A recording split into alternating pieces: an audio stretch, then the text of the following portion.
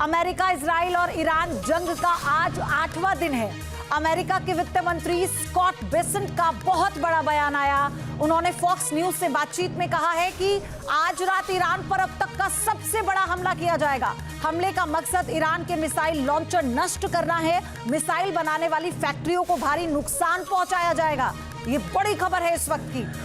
तो यानी अमेरिका एक बड़ी तैयारी कर रहा है।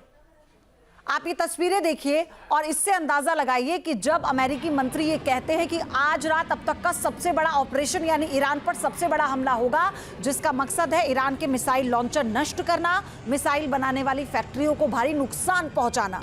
ये बड़ी खबर है क्योंकि जहां एक तरफ अब्राहम लिंकन की तैनाती है, यूएसएस गेराल्ड को लेकर भी ये जानकारी मिली थी कि उसका मूवमेंट और आगे एक्टिव हो गया है। एक और बड़ी खबर है, भूमध्य सागर की ओर बढ़ रहा है USS George H.W. Bush carrier. Iran के खिलाफ जंग में अमेरिका ने तीसरा कैरियर भी उतार दिया है। तो अब आप इससे देखिए, यूएसएस अब्राहम लिंकन है, गेराल्ड है, अब जॉर्ज H.W. बुश कैरियर भी ईरान के खिलाफ जंग में अमेरिका ने उतार दिया है।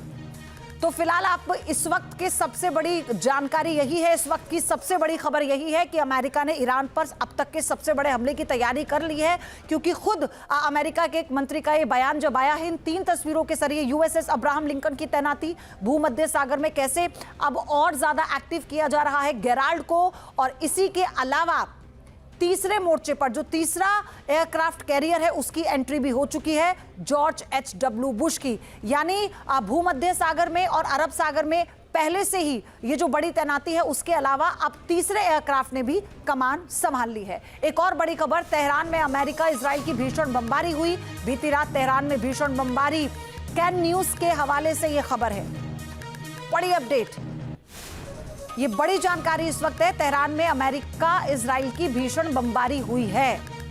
बीती रात ये बमबारी हुई है और जानकारी ये मिली है कि इसमें कई टारगेट को हिट किया गया है। एक और बड़ी खबर है, प्रेस टीवी के हवाले से इस वक्त की बड़ी खबर आ रही है। तेल अवीव के आसमान में दिखी ईरानी मिसाइलें। तो यानी इजराइल पर लगातार, तेल अवीव पर लगातार टारगेट कर रहा है ईरान। और अब वहीं की मीडिया ने यह बताया है कि आसमान में ईरानी मिसाइलें देखी गई हैं। हालांकि ज्यादातर मिसाइलों को इंटरसेप्ट करने की जानकारी भी मिली, लेकिन तेल अवीव में जहां जहां भी मिसाइलें गिरी हैं वहां भी बड़ा नुकसान हुआ है।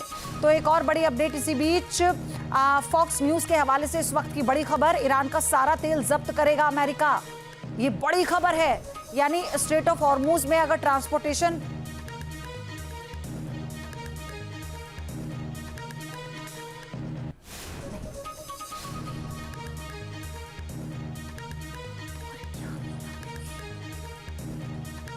ईरान का सारा का सारा तेल जो है वो जब्त किया जाएगा।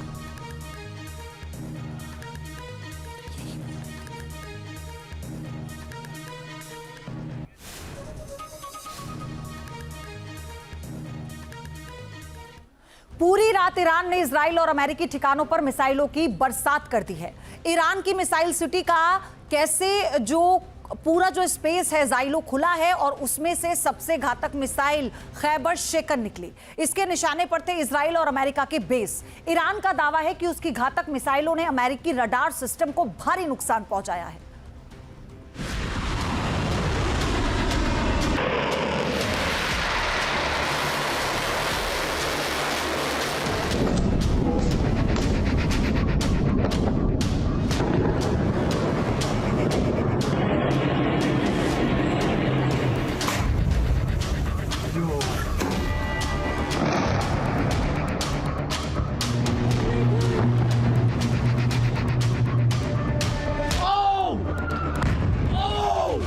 रात ईरान ने इजराइल पर की मिसाइलों की बरसात।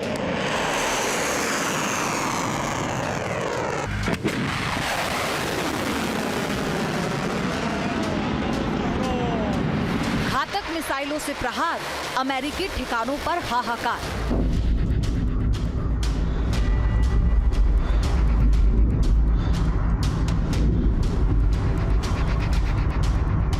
ईरान की जमीन फटी, खैबर शेकन मिसाइलें हवा में उड़ी।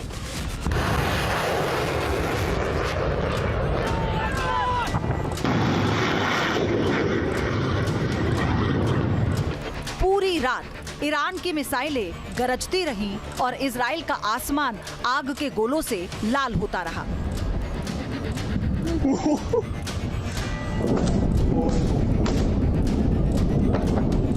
ऑपरेशन ट्रू प्रॉमिस 4 के तहत ईरान ने इजराइल और मिडिल ईस्ट में मौजूद अमेरिकी सैन्य ठिकानों पर भीषण हमला बोला।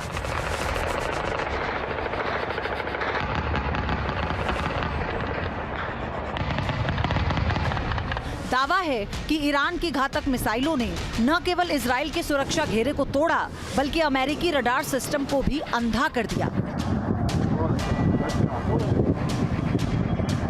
ईरान की रिवॉल्यूशनरी गार्ड कोर यानी IRGC ने दावा किया कि इस ऑपरेशन की 22वीं लहर ने सीधे तौर पर अमेरिका की रीढ़ तोड़ दी है।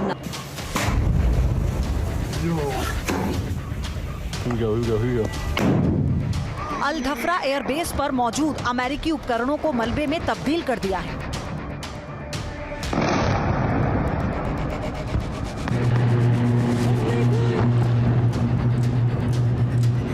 इस ऑपरेशन में अल धफ्रा एयरबेस पर मौजूद इक्विपमेंट्स को सटीक हथियारों से निशाना बनाया गया। इस हमले में इस बेस के उन्नत रडार को नष्ट करने के अलावा MQ-9 ड्रोन और U-2 विमान की मरम्मत और रखरखाव के हैंगर और अमेरिकी पैट्रियट मिसाइल सिस्टम को भी नष्ट कर दिया गया।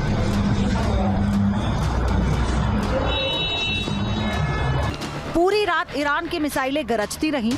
हालांकि ज्यादातर मिसाइलों को अमेरिकी और इजरायली एयर डिफेंस सिस्टम ने मार गिराया, लेकिन कुछ मिसाइलों ने रडार सिस्टम को धोखा दे दिया।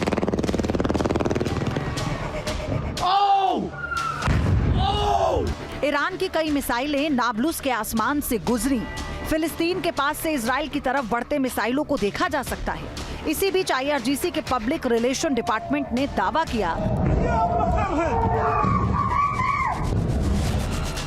इजराइल और अमेरिका के खिलाफ IRGC के ऑपरेशन वाहिद साहिद 4 की 23वीं लहर, न्यू जनरेशन की सॉलिड और लिक्विड फ्यूल वाली मिसाइलों से प्रहार, शेख ईसा, अली अल सलेम, जाफर और अल अजराक अमेरिकी बेस पर हमला, इजराइल के बेशेरबा में टेक्नोलॉजी सेंटर और साइबर सिक्योरिटी सेंटर और सैन्य सहायता केंद्र भी लक्ष्यों में शामिल है।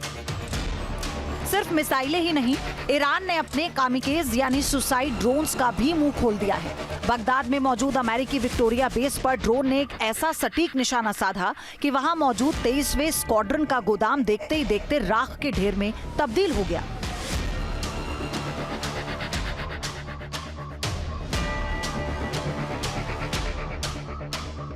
भीषण आग की लपटों ने पूरे बेस को घेर लिया।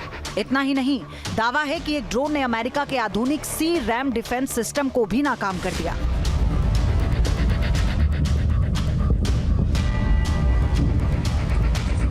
क्या ईरान ने जॉर्डन और खाड़ी में मौजूद अमेरिकी थार्ड रडार सिस्टम को निशाना बनाया? ये सवाल इसीलिए क्योंकि सैटेलाइट तस्वीरों से पता चला कि ईरानी मिसाइलों ने जॉर्डन और खाड़ी क्षेत्र में तैनात अमेरिकी थार्ड रडार सिस्टम को तबाह कर दिया है। इसके बाद इजराइल के चैनल 14 पर एक रिपोर्ट प्रसारित की गई। इसके मुताबिक थार्ड की खराबी की वजह से वक्त पर इजराइल में सायरन नहीं बजा, जिसके कारण मिसाइलों का पता लगाना मुश्किल हो गया।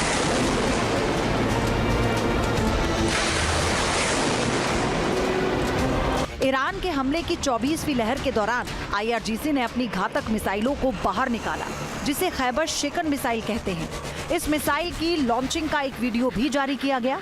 खैबर शेकन ईरान की सरफेस टू सरफेस बैलिस्टिक मिसाइलों में से एक मानी जाती है, जिसे ज्यादा दूरी, बेहतर सटीकता और तेज तैनाती के लिए विकसित किया गया है।